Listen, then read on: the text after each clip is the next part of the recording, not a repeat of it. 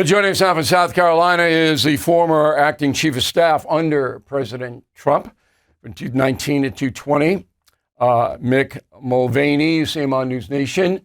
And he is the co-chair at Actum, A-C-T-U-M, a global consulting firm. So am I overdoing it here? Am I too agitated for my own good? No, where to start? I'm with you on where the meeting is, and oh my goodness gracious, I can't believe he's coming to the United States. What did we extract? If you wanted the meeting to take place, Bill, it was going to take place in the United States. Period. End of story. Why? Because it's really hard to move the president, especially on very short notice. If they were going to have this in Oslo, for example, it probably would have taken 6 weeks.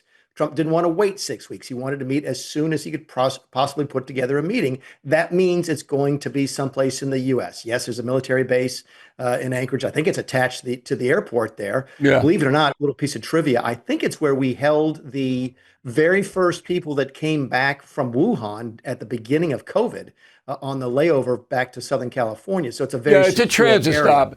And it's also the place where Sarah Palin saw Russia, I think. You can see her house from this place, which is fantastic. A little tower there. That going forward as well. Okay, Look, so it's much ado about nothing on where the meeting is. The meeting is the story, not where the meeting is. All of this is just garbage.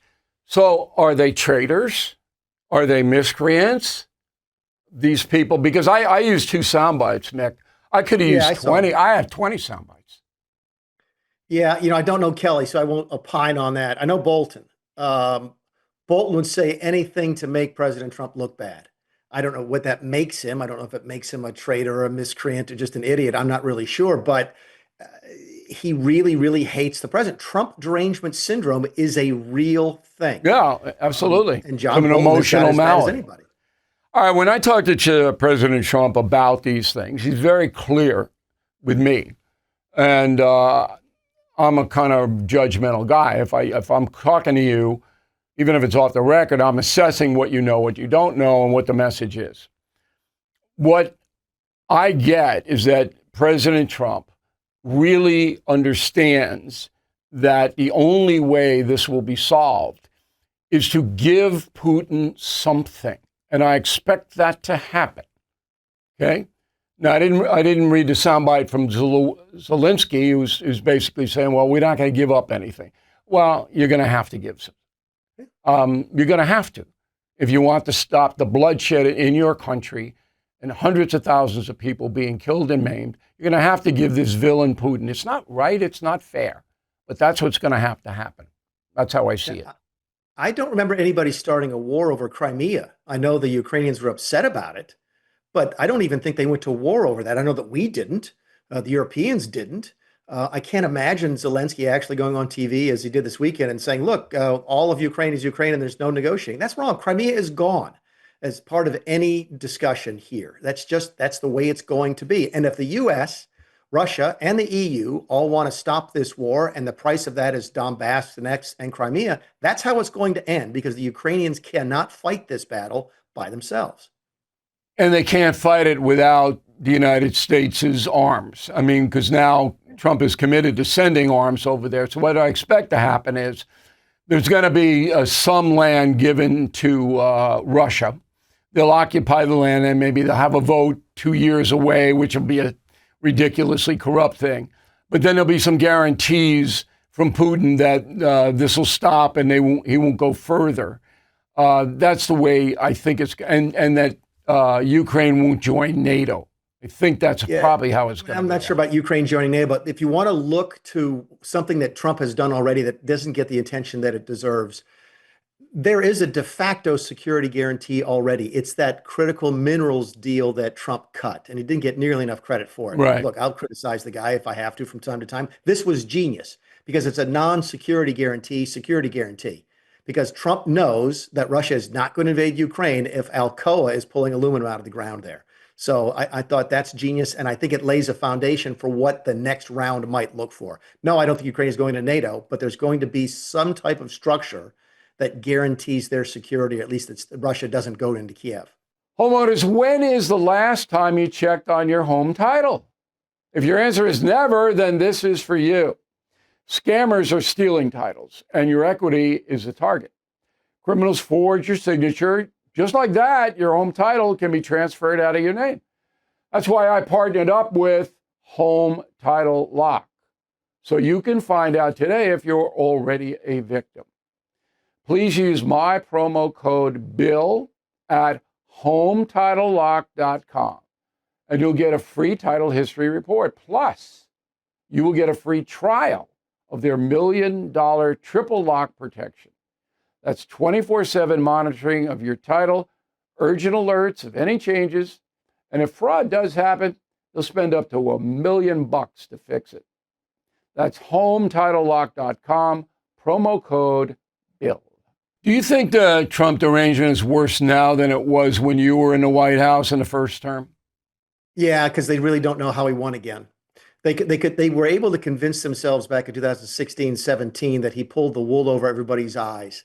2024, they don't have any idea what's going on because Donald Trump was the most well-known person in the world and still won the election, and they don't get it. There's a cognitive sort of dissonance between that. They don't understand a world where Donald Trump can become president. By the way, Democrats aren't the only one. I think, Mitt Romney never was able to grasp that. Mitt Romney was never able to accept how Donald Trump was president, and he wasn't. So it's not partisan. It's heavily Democrat, but it's not exclusively Democrat. No, it's a real thing. I see it every single day.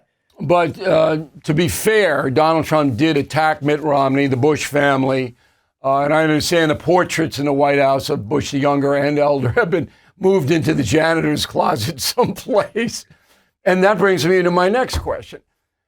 If President Trump would just stay on the issues, which I think he is right on most of the time, and stop the bombast and the small ball, wouldn't it be better? Did you ever advise him, hey, let that go? No. I mean, Bill, I don't know how old you are. You're a little bit older than I am, but not much. My guess is I'm not doing much to change your personality at this point in your life. You are who you are. There's an old saying that you cannot teach an old dog new tricks, and that's true. You were never going to change Donald Trump. He got where he was. I remember having a conversation one time about the campaign in 2020, and he wanted to do X. And I'm like, Mr. President, maybe Y is a really good idea. I'm not sure about X. He looks at me, he goes, how many campaigns have you won for president? Zero. Right. He always does that. Way. But it's tactics. You see, but they're his tactics, and they work. Right. You just pointed out that the mineral deal in Ukraine didn't get the attention it deserved because something else not important overrode it. And that is, I believe that if Donald Trump gets the peace deal in Ukraine and sorts out the Chinese trade thing, which I'm involved with, I don't know how that happened, but I am, that he then propels himself into the top 10 presidents of all time. But he could go faster into that arena, and that really means a lot to him. If he would just stop some of the bombastic stuff that doesn't matter. Am I wrong? Look, we're having a discussion about style, and I get it. A lot of folks don't like his style. His style works for him. And he may listen to you because, you've achieved a tremendous amount in your life and you're very successful. So he might listen to you, but he's not going to listen to very many people when it comes to changing his style. It's worked for him. He's been elected the president, twice. He thinks 3 times. So I don't think he's going to change. And look, honestly, I don't know whether he won't or not, but I have talked to him a few times where he has modified. He's modified because I presented in a historical way. I don't want him to change his style. I think that his style has propelled him. I agree with him that he never would have been elected president either time, if he wasn't a populist bomb thrower, because that's what the country wants. They're tired of the Kellys and the Boltons and the guys who have no solutions to anything, just undermining and undercutting for partisan reasons. They hate that. And that's why Trump is successful, because he isn't a BSer. I would never tell him to change. I think he's wise in presenting himself in a flamboyant way. There are things he chooses to overlook. He overlooks a lot about Putin. when you read, and I'll send you my new book after this conversation, Confronting Evil, Putin's evil. But in order to get a deal, Trump's got to overlook it. He's got to overlook China, the worst police state in history. He's got to overlook it if he wants the best for America, right? Bill, I look at this as probably the single most significant couple of days in his 2 terms so far, and maybe the most significant in his 2 terms when he's finished. He's done a masterful job. He knows how to play Macron. He knows how to play Keir Starmer. He knows how to play Washington, D.C. He's better at all of those folks when it comes to negotiating. I don't think he's figured out Putin yet. I think he really got elected going into office thinking Zelensky was the primary impediment to peace. Now I think he knows it's Vladimir Putin. I think he believes that Vladimir Putin doesn't necessarily want this war to end. He thought that he did, and he doesn't know how to deal with it. This is the biggest challenge I think he's going to face. And if he does it successfully and manages to negotiate an end to this war, I think you're absolutely right. It rockets him up the list of successes. How could it not? With the accomplishments that you go, what the style away? You don't get style points for being president. You get results points. Yeah, you don't get results points from the not from the American media. Somebody else. You're never going to get results points from the American media, not Trump. And I disagree with you on one very important thing, okay? I think he knows Putin now. I think you're right.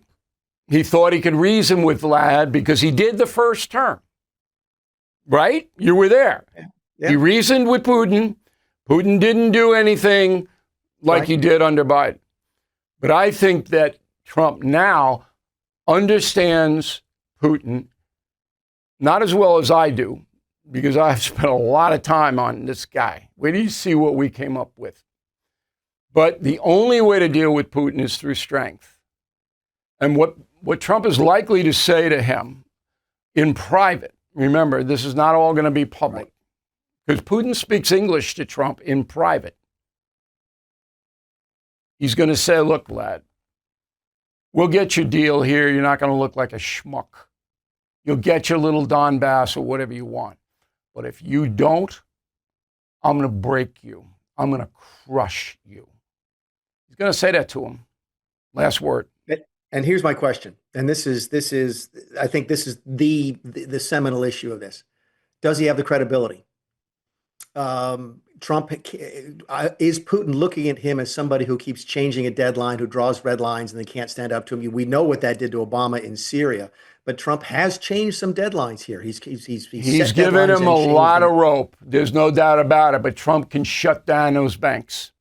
And that's the issue. How do you reestablish that credibility? I think that's what the Trump team should be working on this week. Yeah, you could do it militarily, but that's awful ham-fisted and runs the risk of dramatic escalation. How do you get that credibility back quickly? And I think if they can do that, this could be hugely successful this week. He doesn't need his team. He knows what to do. Okay. Trust me on that. All right, that was a great interview, Mick. And I really appreciate you taking the time. I know you're really busy and everything, but thank you very much.